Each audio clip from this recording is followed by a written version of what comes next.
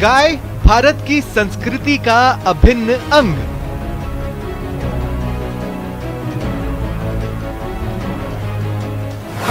Allahabad high court की टिप्पणी।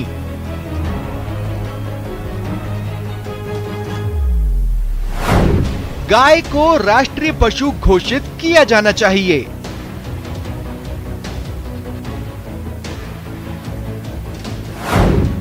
गौरक्षा सिर्फ किसी एक धर्म की जिम्मेदारी नहीं।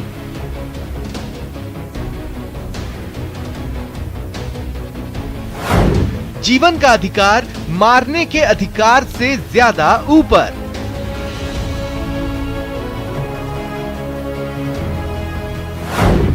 शेर बनेगी गाय। नमस्कार, बहुत स्वागत है आपका। प्राइम डिबेट देख रहे हैं आप, आपके साथ में जेपी शर्मा। गाय को राष्ट्रीय पशु घोषित करने की सलाह विवाद की शुरुआत है या इसको विवादों के एक बड़े कारण को सुलझाने के तौर के मौके के रूप में भी देखा जा सकता है? इलाहाबाद हाईकोर्ट की टिप्पणी उन लोगों के लिए एक कुटिल अवसर हो सकती है जो अपने एजेंडे के तहत ऐसे मुद्दों की तलाश में रहते हैं जिससे किसी दल विशेष को या सरकार को या सिस्टम को सवालों के घेरे में लाया जा सके, और इसे एक ऐसी घटना के रूप में भी देखा जा सकता है जहां से आपकी दूरियां घटना शुरू हो सकती हैं। प्रथम तो किसी की भी आस्था का दूसरे मानव मात्र को सम्मान करना ही चाहिए। फिर हमारे यहाँ तो संविधान इस बात का भरोसा देता है। तो गाय को लेकर पिछले एक अरसे में हिंदुस्तान में दो प्रमुख समुदायों में जो जहर घुला है या घोला गया है, उसके कार्ड तैयार करने का अवसर भी कुछ लोग अदालत की इस टिप्पणी में देखते हैं। बहरहाल हमारी बहस का मुद्दा ये भी है कि अदालत ने हमारी सांझी संस्कृति के संरक्षण को लेकर जो चिंता जताई है, उसको लेकर समाज और सरकारें बेखबर सी क्यों रही हैं। तो आज इन तमाम पहलुओं पर चर्चा होगी, इन सवालों के जरिए कि गाय को राष्ट्रीय पशु घोषित करना क्या समय की मांग है? अगर गाय को लेकर विवाद निपटा तो आस्था के टकराव का हल निकल जाए, और संस्कृति संरक्षण का कितना सरकार पर है और कितना समाज पर है दारोमदार।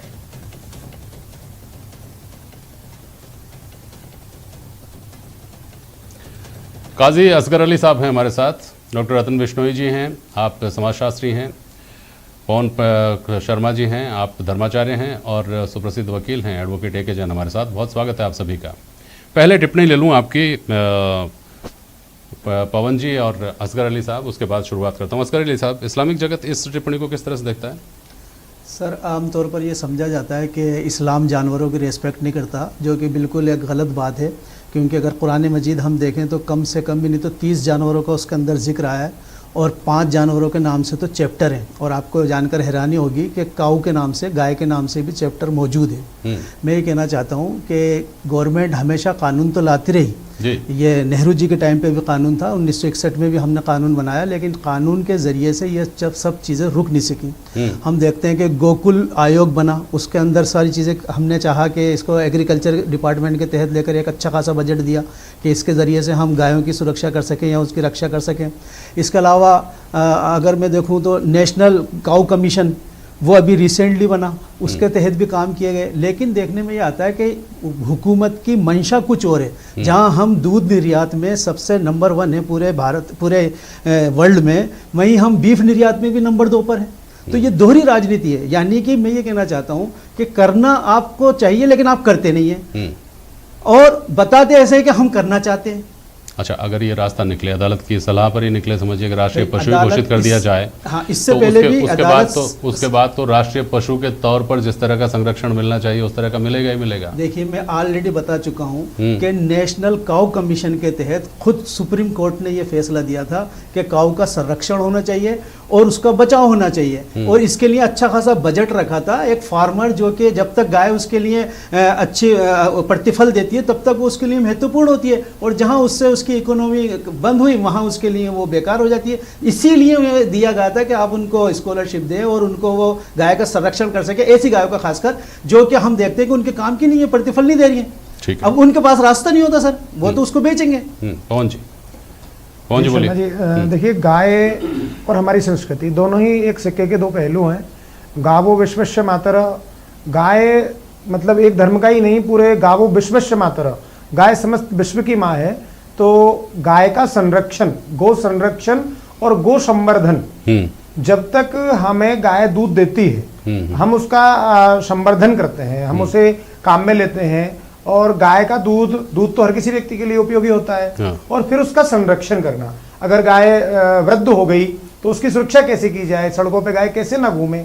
और जो फैसला कोर्ट ने इस तरीके का सुझाव आया है, उसके अनुसार मैं ये निवेदन करूंगा कि किसी भी धर्म को इससे कोई प्रतिकूलता तो नहीं होनी चाहिए, क्योंकि गाय तो गोकुल, हमारे भगवान श्री कृष्ण का नाम गोपाल है। और भगवान श्री कृष्ण का जब अवतार हुआ तो उन्होंने सबसे पहले वसुदेव जी से यही कहा कि गवाम कुल गोकुल नय, जहां गायों का कुल है वहां मुझे सबसे पहले आप पहुंचाइए।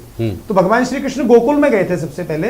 तो गाय से हमें साइंटिफिक तरीके से भी जब हम देखते हैं तो गाय जहां रहती है वहां विपन्नता नहीं होती, वहां संपन्नता होती है। गाय जहां होती है वहां पे स्वच्छता रहती है, निर्मलता रहती है। गाय के गोबर में दीमक नहीं लगती है। गाय का दूध बहुत पुष्टिकारक होता है। और शास्त्र और वेद तो हमारे यहाँ तक कहते हैं कि करोड़ों बीमारियों का इलाज गाय की सेवा से है, गाय के ऊपर हाथ घुमाने से है। और उस जहां पर गो पालन हो रहा है, गो संरक्षण हो रहा है, जहां गौशाला है, जहां गाय का गोबर है, गोमूत्र है, ऐसे स्थान पर जो व्यक्ति रहता है वहां भी अनेकानेक बीमारियां स्वतः ही नष्ट हो जाती हैं।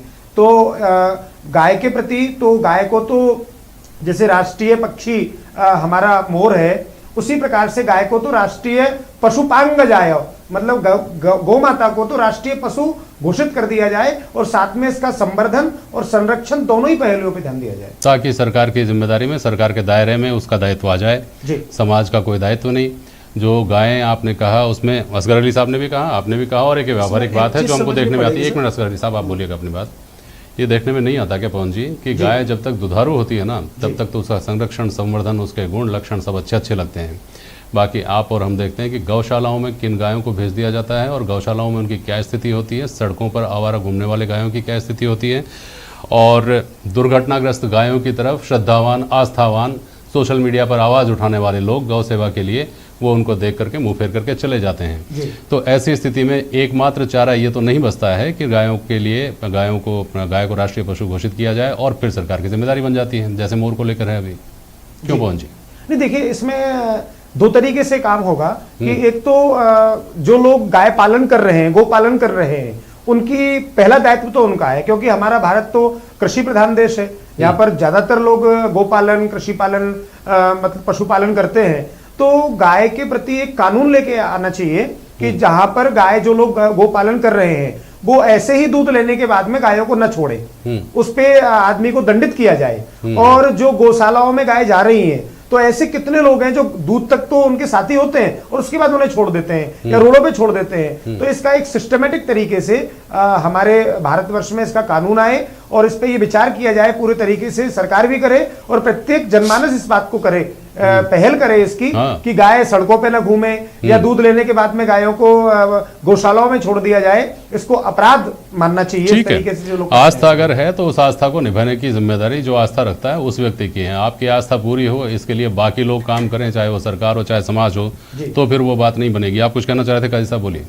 मैं ये अर्ज करना चाह रहा हूँ कि देखिए, आसाम हमारा राज्य है, मेघालय हमारे राज्य हैं और गोवा है हमारे यहाँ। हाँ। अब यहाँ पर ये सब चीज एप्लीकेबल नहीं हो सकती, क्योंकि वहाँ मेजोरिटी पर्सन जो है वो गाय के बीफ को पसंद करते हैं। और खुद वहाँ के मुख्यमंत्री ने जब बैन करने चले तो आपको हैरानी होगी, सिर्फ कुछ एरिया, कुछ मोहल्ले उन्होंने डिसाइड किया कि इस मोहल्ले में गाय स्लॉटर बंद रहेगा या इस मोहल्लों में मीट नहीं मिलेगा। ये ऐसे, इसमें पता चलता है कि आप दुर्भावना से या दोहरी नीति से काम कर रहे हैं।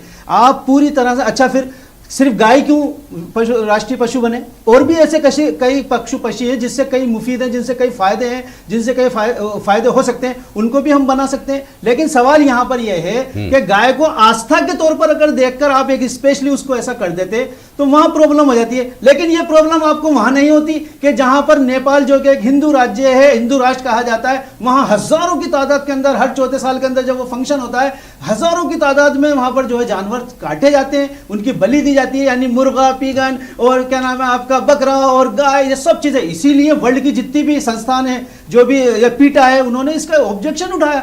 भारत सरकार ने भी चाहा कि हम यहाँ से तस्करी के जो चीजें होती हैं उसको रोक दें। लेकिन मैं फिर कहता हूं कि यह हमारी दोहरी नीति है। जहां हम बीफ निर्यात के अंदर नंबर 1 बनना चाहते हैं, वहीं हम इसको राष्ट्रीय पशु घोषित करना चाहते हैं। यह आप नहीं कर पाएंगे। हम कहते हैं करें, हम सपोर्ट करते हैं, हम करें, लेकिन जो दिख रहा है वो ये है कि नहीं कर पाएंगे, क्योंकि सिर्फ गौशाला के अंदर ही हजारों, अभी मैंने कई वीडियोस ऐसे देखे, हजारों गायें जो है उसके अंदर कहीं खाने की वजह से, कहीं कमजोरी की वजह से, कहीं दुर्बलता की वजह से, कहीं फतरी की वजह से वो मरी जा रही है।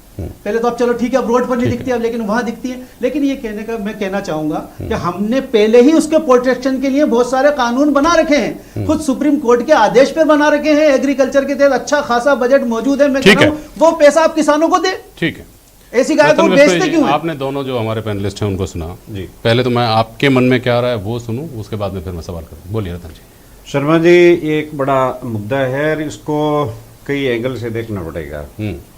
इसमें तो कोई डाउट ही नहीं है कि मुझे तो ऐसा लगता है कि 1947 15 अगस्त के दिन ही इसको राष्ट्रीय गौ माता घोषित करना चाहिए। इट्स नॉट एनिमल, और इसको किसी को कोई तकलीफ ही नहीं होनी चाहिए। क्या तकलीफ है? ये तो फालतू का मुद्दा है, और वोट लेने के लिए लोगों ने किसी को भड़का रखा है। मेरा मानना यह है कि गौ को माता का दर्जा मिलना चाहिए। विवेकानंद जी से सवाल किया था अमेरिका में कि किस पशु का सबसे बढ़िया दूध होता है, हाँ। तो उन्होंने कहा भैंस का। हाँ।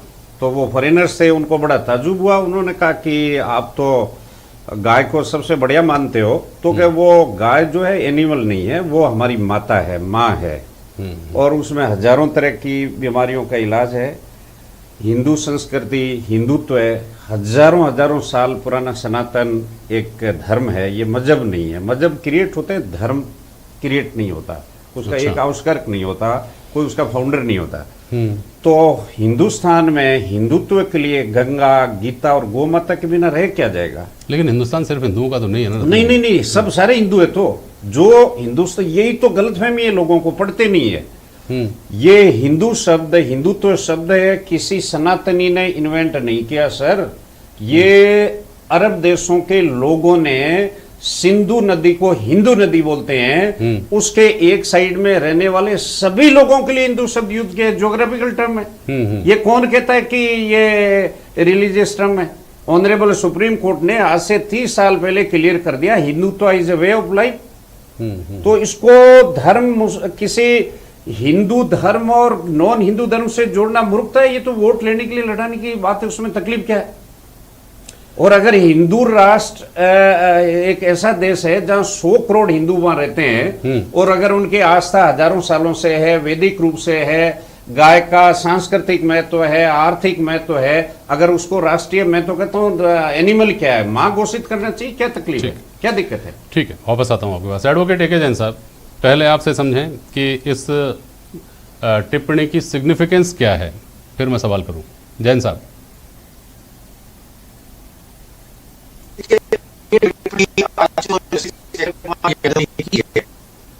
राजस्थान हाई कोर्ट के जस्टिस स्वर्गीय महेश चंद्र शर्मा द्वारा हिंगोनिया गौशाला के मामले का अंतिम निस्तारण करते समय भी ये कहा था उन्होंने कि एडवोकेट जनरल और राज्य सरकार को चाहिए कि वो गाय को राष्ट्रीय पशु घोषित करने की दिशा में केंद्र सरकार से कोऑर्डिनेट करें, और उनके द्वारा इस तरह से धार्मिक बातों पर ज्यादा जोर नहीं दिया था, बल्कि उन्होंने कुछ कॉन्स्टिट्यूशनल बातें अपने जजमेंट में कही थी। उन्होंने आर्टिकल 48 जो नीति निर्देशक तत्व है उसका उल्लेख किया था कि नीति निर्देशक तत्व आर्टिकल 14 में ये लिखा हुआ है कि राज्य सरकार, राज्य मतलब केंद्र और राज्य दोनों जिसमें सम्मिलित हैं, वो गोवंश और दूध जो देने वाले पशु हैं उनको, उनके संवर्धन के लिए उनको वध से रोकने का प्रयास भविष्य में करते रहेंगे और करेंगे। आर्टिकल 51 का उन्होंने हवाला दिया था कि ये प्रकृति की बैलेंस करने के लिए भी आवश्यक है, इसलिए गाय का संवर्धन चूंकि एग्रीकल्चर पर है, कृषि आधारित प्रधान है, इसलिए गाय और बैल हमारे इसके मूल तत्व हैं और इनका संवर्धन, और इसलिए इनको राष्ट्रीय पशु घोषित किया जाए। इस सबसे पहले भारत में राष्ट्रीय पशु जो गिर के लॉयन है जिनको डिक्लेयर किया गया था, और 1973 में इसको चेंज करके बंगाल टाइगर्स जो है, जो स्ट्रिप्स वाले टाइगर्स हैं, उनको राष्ट्रीय पशु घोषित किया गया। अब जो आज जो टिप्पणी आई है जस्टिस शेखर कुमार यादव की, हालांकि उसमें कुछ गैर वैज्ञानिक बातें भी हैं, जैसे कि उन्होंने ये कहा कि गाय अकेला पशु है जो ऑक्सीजन देता है। जबकि वास्तविकता ये है कि जो फोटोसिंथेसिस करने वाले प्लांट है, इनके अलावा कोई भी कार्बन डाइऑक्साइड को ऑक्सीजन में कन्वर्ट नहीं कर सकता। और जो जितने भी मैमल्स हैं, जिसमें मनुष्य भी शामिल है, हम जितनी ऑक्सीजन लेते हैं उसमें से जो अनयूटिलाइज ऑक्सीजन होती है उसको वापस निकालते हैं। हर आदमी ऑक्सीजन एक्सेल करता है, परंतु ऑक्सीजन बनाता सिर्फ पौधे हैं जो कार्बन डाइऑक्साइड को फोटोसिंथेसिस के माध्यम से कन्वर्ट करते हैं। हालांकि ऐसा लगता है कि वो थोड़ा सा साइंस के उस मामले में चूक गए और वो गलत दिशा में चले गए, उसमें चले गए। परंतु जहां तक राष्ट्रीय पशु घोषित करने वाली बात है, ये इस विषय में हो सकता है। पर जहां तक गाय का संवर्धन की बात है, ये तो हमारा नीति निर्देशक तत्व कहते हैं कि गोवध को रोकने के प्रयास किए जाए। गोवध के साथ ही इनको गोवध जो गाय के स्पेशल वर्ड उसमें यूज किया, गाय, बछड़े और जितने भी दुधारू पशु हैं उनके संवर्धन का और वैज्ञानिक तरीके से विकास करने का प्रयास किया जाए। तो इस परिस्थिति में राष्ट्रीय पशु घोषित करना या नहीं करना एक अलग विषय है, पर इसका संवर्धन हमेशा हमारे संविधान के निर्माताओं ने भी बताया और इसका संवर्धन हमारी आर्थिक व्यवस्था के लिए और सामाजिक व्यवस्था के लिए, बिकॉज हम ज्यादातर एग्रीकल्चर पर डिपेंडेंट लोग हैं, उनके लिए आवश्यकता है। और इसलिए इसके लिए हो सकता है कि अब इस दिशा में उन्होंने कुछ बात कही हो, परंतु मुझे लगता है कि उनकी बात कुछ अवैज्ञानिक तथ्यों पर भी आधारित है। जैसे गाय का जो ऑक्सीजन एक्सेल करने वाली बात है, जो कि वैज्ञानिक रूप जैसे राजस्थान में और वाले मामले में ये हुआ था, परंतु निश्चित रूप से इस फैसले के बाद में बहुत सारे लोगों की टिप्पणी इस तरह की भी आई कि चूंकि माननीय अदालत तो जो कह देती है उसके ऊपर सवाल तो उठाए नहीं जा सकते, और उन्होंने और ऐसे बहुत सारे अवसरों पर, जैसे गीता को भी पहले राष्ट्रीय पुस्तक घोषित करने की बात हुई थी, उन्होंने अब ये जो टिप्पणी है उनकी व्यक्तिगत ज़्यादा है और विधि सम्मत कम है। ये बात आपने ये साफ की कि नीति निर्देशक तत्वों के हिसाब से ये बात आस्था केवल प्रकट नहीं कर दी गई है, ये हमारे कानून की व्याख्या भी इसमें कहीं ना कहीं छुपी हुई है। उसकी संविधान की व्याख्या करते हुए इस बात को कहा गया है। यही बात है जैन साहब? इन जजमेंट में नहीं कहा गया, पर जो राजस्थान उच्च न्यायालय का जजमेंट था 12 जनवरी 2018 का, उसमें आर्टिकल 48 और 51 की व्याख्या करते हुए ये उम्मीद की गई थी कि इस राज्य और केंद्र सरकार इसमें से राष्ट्रीय पशु घोषित करने की कार्रवाई करेंगे, क्योंकि आर्टिकल 48 विशेष संरक्षण की बात करता है। ठीक, रतन जी आपके पास आ रहा हूं। 48 जो है तो वो तो फिर सारे समाज की बात करता है। हाँ, सारे समाज की बात करता है, सिर्फ एक पर्टिकुलर समाज की बात नहीं करता। फिर नहीं, सही बात है, और इसी पर बात करनी चाहिए। देखिए असगर अली साहब और पवन जी, रतन जी, असल में बात ये समझ में आती है कि आज भी बहुसंख्य लोग उदार हैं, बहुसंख्य लोग दूसरे की आस्था का सम्मान करते हैं, बहुसंख्य लोग एक दूसरे के साथ हिलमिल कर चलना चाह रहे हैं। इसी से समाज चल रहा है। उन लोगों की संख्या भले ही कम हो जो निठल्ले हैं, सोशल मीडिया पर जिनको जहर परोसने में आनंद आता है, जो ऐसे अवसर ढूंढते हैं और करते रहते हैं अपना काम। नहीं सर, आई ऑब्जेक्ट आपने तो एक समुदाय को बिल्कुल ही बहुसंख्यक, जो भी अल्पसंख्यक है उनको बिल्कुल ही साइड कर दिया। आपने वो नहीं करते। नहीं, मैंने आपको कहा बहुसंख्य लोग, बहुसंख्यक नहीं, बहुसंख्य का मतलब ज्यादातर लोग, चाहे वो हिंदुओं में हो चाहे मुसलमानों में हो। आपने गलत समझ लिया। तो बहुसंख्यक जो लोग हैं, चाहे वो किसी भी समाज के हों, और यही वजह है कि सारा सिस्टम जो है हमारा ठीक ठाक तरीके से चल रहा है। लेकिन रतन जी, गाँव में आज भी अगर किसी तरह की सद्भावना बची हुई है, जिसको हम देख पाते हैं, जिसके तहत आप हिंदुओं को दरगाह जाते हुए देख लेते हैं और मुसलमानों को, गांव के मुसलमानों को नज़र कटाने के लिए भैरू जी के स्थान पर जाते हुए भी देख लेते हैं, ऐसे भी दृश्य आम हैं। तो क्या कारण ये नहीं है कि ये विरोधाभास जो है, ये शहर में आकर के जो जो अक्ल बढ़ती जाती है, त्यों त्यों दिमाग में अक्ल हर चीज़ को एक जुर्म बना देती है, कहते हैं ना शेर, उसके साथ बढ़ता जाता है। आपने कहा कि भारत में संभव ही नहीं है, 5 राज्य ऐसे हैं, ज़्यादातर लोग वहाँ पर बीफ खाते हैं, आप कैसे रोक लेंगे उनको? भारत अगर देश का, दुनिया का दूसरे नंबर का बीफ एक्सपोर्टर है, तो ये विरोधाभास से बहुत बड़ा। तो पहले मैं जो कहना चाह रहा हूँ वो ये है कि सफाई पहले जहन की होनी चाहिए, आम आदमी की। पहले जो विरोधाभास हैं, जो कॉन्ट्राडिक्शंस हैं, उनको ख़त्म किया जाना चाहिए। उसके बाद अगर कोई फैसला लिया जाता है तो शायद उस पर कोई एतराज़ ना हो और वो शायद लोगों को तोड़ने के बजाय जोड़ने का काम कर सके। रतन जी। शर्मा जी, ये बात दुर्भाग्यपूर्ण है। आपने जो कमेंट्स दिया, मैं एग्री करता हूँ कि कुछ हमारे नीतिगत निर्णय कंट्रोवर्शियल है, ऐसे नहीं होने चाहिए। मुद्दा सिर्फ ये नहीं है, मुद्दा ये भी है कि कितना इकोनॉमिकली हम इस चीज़ को अपने कंट्री के लिए बढ़िया कर सकते हैं।